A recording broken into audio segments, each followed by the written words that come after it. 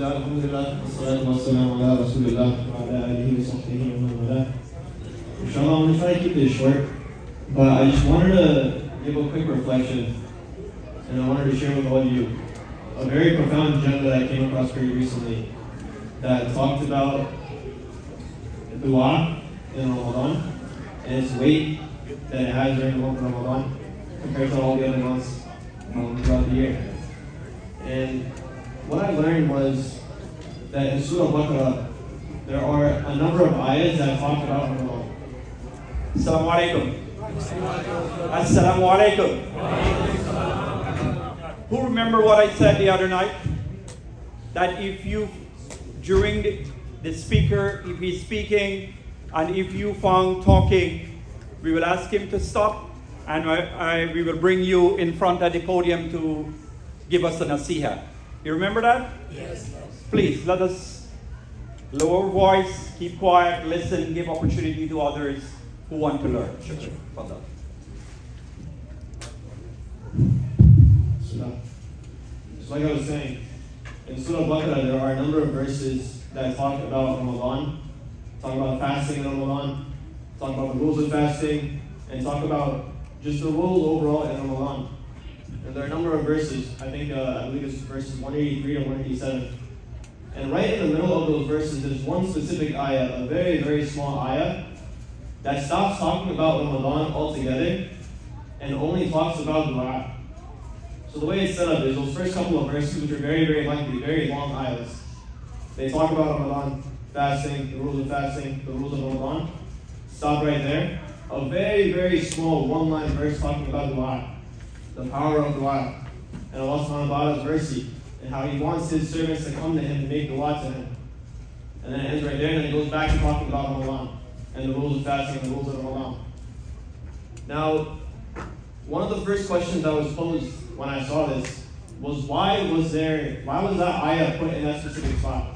Why would Allah subhanahu wa ta'ala have numerous lengthy ayahs talking about Ramadan and fasting and the rules, and then just have one small ayah not talking about it anymore and just talking about dua, and then go back to talking about Ramadan? What was the point behind that? What's the reasoning? What's the intentionality behind it? And the answer is very, very simple. Ask yourself, what's the point of Ramadan in the first place? What's the point of fasting in the first place? What's the point of us being here, praying Tarawih in the first place, and increasing our ibadah, and putting ourselves through struggle by not eating from sunrise to sunset, and increasing our ibadah and praying at night? What's the point of all of it? And the point is to gain taqwa, to gain that God consciousness, right? To improve our ibadah, to increase and improve our connection with Allah subhanahu wa ta'ala.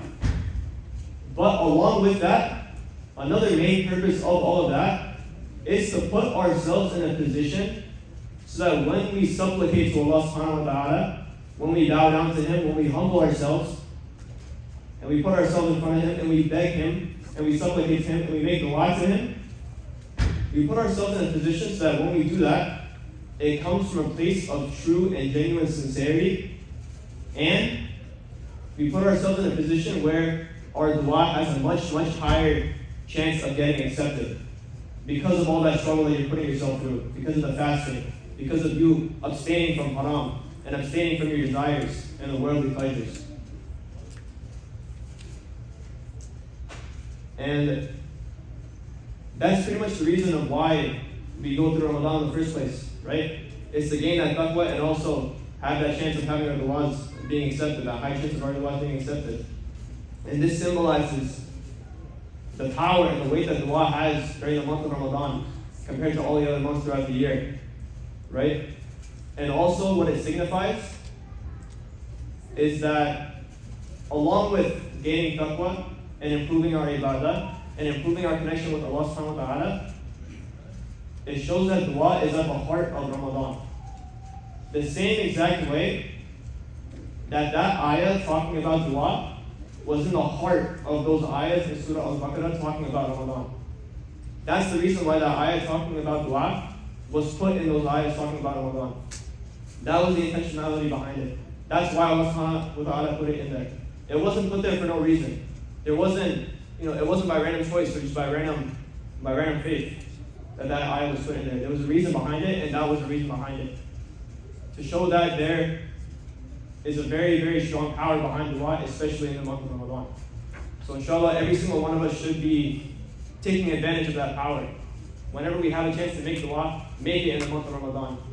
If you're struggling with something, if you're looking to get something, make dua for it, supplicate to it. Humble yourself and put yourself in front of Allah subhanahu wa ta'ala and ask for it. And keep asking for it throughout the month. And inshallah, all of your du'as will be accepted.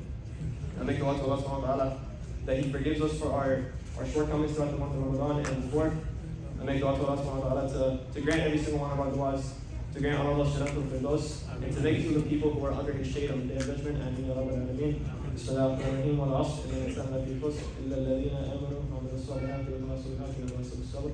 Assalamu alaikum wa rahmatullahi wa barakatuh.